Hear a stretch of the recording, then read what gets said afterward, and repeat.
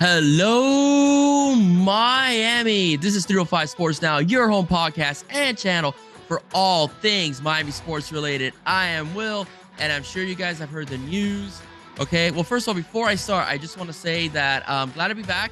Okay, I was on vacation for about a week. As you guys saw, I was in Disney World with my family as we're celebrating my son's upcoming third birthday. And also I was a little under the weather. That's why it's taking me about a week, to get back into the mix again. But I'm glad I'm back here with you, and I have a lot to talk about. But today in particular, I'm gonna cover the news that you already know. All right, you already know, and let's call it what it is. All right, Mario Cristobal found his inner Vince McMahon and told Josh Gattis as of today, "You're fired." Yeah. All right, Josh Gattis is out the door. For a lot of Miami Hurricanes fans, they are ecstatic. Some are a little disappointed from what I've seen online because they thought they should have given Josh maybe another year just to process.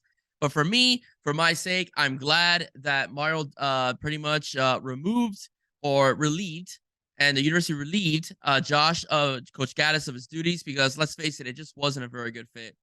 The style that Coach Gattis wanted to run here, his relationship with the players, and even from what we've heard, other members of the coaching staff, which included quarterbacks coach Frank Ponce, was not very good, and a change needed to be made. All right. Not gonna lie to you, when we first got him, I was ecstatic. I was extremely happy. Who wouldn't want the Broyles Award winner as your offensive coordinator? But it just did not work well. Coach Gattis, schematically speaking, the team just was not very good this year. Yes, there were injuries, but you have to admit, in many cases, some of the calls were questionable. The way the quarterbacks were used as well. Some of the slow developing plays, especially in the passing game, were a major issue. Early in the season against quality opponents, the Miami Hurricanes struggled, to score from like under 5 yards, 10 occasions, basically 10 opportunities. The Canes basically laid an egg. Then you had the 6 quarters of no touchdowns being scored. This is coming from a team that a year before scored 34 points per game and had a Heisman hopeful and Tyler Van Dyke coming in as their starting quarterback. Had very at least on paper, and some looks of very quality receivers, some talented running backs. They just could not get the job done, right? And Coach Gaddis just never adjusted to his personnel. It was a Big Ten mindset, through and through, with the exception of a couple games, like the North Carolina game, which looked more like an air raid. But every other game was pretty much the same. And you could be a running team, but there was no creative play calling. Offense was stagnant, and there needed to be a change. The Miami Hurricanes averaged 24 points overall for the season, 19 points against division opponents. So that is something that is completely unacceptable. Recruiting was starting to suffer. All right, as Miami could not land an outside receiver. All right, so that was starting to suffer. And eventually, if the offense wouldn't show any improvements, recruiting altogether on the offensive side of the ball was going to suffer. He was not the recruiter that Mario would also want him to be in terms of bringing in talent. So that is something that had to be dealt with, and Coach Cristobal dealt with it. All right, and it was done today. We all saw tea leaves brewing, okay? Him missing meetings with potential recruits, him not being out on the recruiting trail, as well. The rumors coming out, in particular with Barry Jackson, from the Miami Herald, talks about, the social media sphere about him, possibly not coming back to the team. And if he does, he'll probably just be doing wide receivers and not being the OC, as somebody else will probably take that helm. So those are a lot. There was a lot of like smoke. If there's smoke, there's fire type of deal with Coach Gattis. But today, it was official. The Canes dropped the hammer, and they fired him. We'll have to pay the buyout, obviously. I think they wanted him to get a coaching job somewhere else. Didn't happen. So the Canes dropped the hammer. He's gone. We will be receiving a new offensive coordinator. A lot of names out there, a lot of names out there. In particular, people have heard the names of Ron Ruggiero, the OC over at Wake Forest.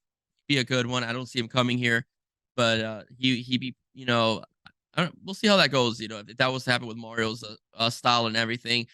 Scott Frost. I do have some concerns about Scott Frost. whether he was the offensive genius that he was over at UCF, or was that a staff that was really good? That's pretty much his offensive staff that was really good because he was terrible, over at Nebraska. So, but that's a rumor I've heard as well. The big one that seems to be out there and seems to make the most sense is Marcus Arroyo. I think it's going to be Arroyo, under Marcus Arroyo's leadership in Oregon. Cristobal's offenses did average about 30 plus points a game, over 30 points a game. He had Justin Herbert, what a couple Pro Bowls. He took the head coach job at UNLV. He was let go. UNLV did average a couple more wins more than what he was there, so people felt it was an unjustifiable firing. So it would make sense for Mario to reach out to his buddy and bring him in a little consistency, familiarity to the offense as well. Arroyo would run a power spread, which is what Mario likes. From what I saw when he was coaching at Oregon and coaching Justin Herbert, there was a bit more tempo to the game. All right, there was a lot more movement, there was motion, as well. From what I saw in some videos, in particular, especially the Rose Bowl game against Wisconsin, and a couple of teams that I saw them face. If you go to the YouTube clips on ESPN and stuff like that. So I do think that makes the most sense. I wouldn't be opposed to that hire. I know a lot of people want Ken Dorsey, to come back to the U and coach quarterbacks, both quarterbacks and the offense. That's not going to happen. Ken Dorsey is on a trajectory to be a head coach at the NFL. He wants to stay there. I don't think he wants to come back to college, coach college kids, and go through the whole recruiting grind and whatnot. What I do think will happen is that the next OC, all right, is going to also be the quarterback's coach, all right, which is usually what happens. All right, like Rhett Lashley was both quarterback's coach and he was also the offensive coordinator. So I do see that happening. I don't see them, bringing in somebody else. I do see James Coley coming back. I do agree with Alex Dono over at Locked On Canes. I do see James Coley coming back. James Coley is a Miami guy. He went to school here. He coached at the University of Miami as well. He coached with Cristobal over at FIU as well. So there's a relationship there. I don't see him coming back as offensive coordinator, but I do see him coming back as wide receivers coach. Okay. If he comes back as offensive coordinator, the style that he ran with Al Golden wouldn't fit today's college scheme, and it wouldn't fit what Cristobal wants.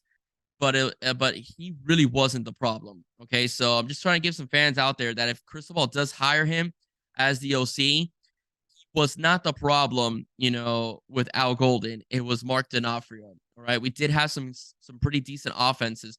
Low regression numerically here and there with James Coley. Like his first year, I think they averaged about 32 points. Second year, 29. Then third year, about 27 and stuff like that. But nonetheless, the offense was not the problem. This is an offense that had Brad Kaya, Mark Walton, Amon Richards, Stacy Coley, etc.